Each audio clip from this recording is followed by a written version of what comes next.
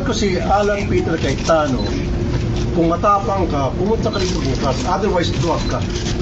Habang ganito ang bilang namin, kami ang minority. Dapat siya rin, si Senate President at ang majority, maging matapang harapin ang mandato o kakulangan ng mandato ng buong Senado dito sa floor. Senate President Alan Peter Cayetano should resign. Binabayaran tayo ng taong bayan para magtrabaho, para mag-legislate, hindi para mag-absent lamang at magbulakbol.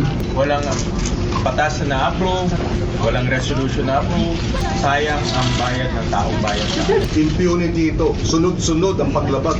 Mula noong May 11, binabaliwala ang ating rules at hanggang ngayon. To the rest of the members of the majority bloc, we appeal to their sense of duty na sana mag-attend sila ng session. At maling-mali pa yung sinabi niya kahapon na let the Senate go quiet. Ang Senado ay dapat boses ng mamamayan. Kung bubusalan niya at hindi niya bibigyang daan yung boses ng Senado alang-alang sa mamamayan, talagang hindi na siya karapat-dapat mamuno dito.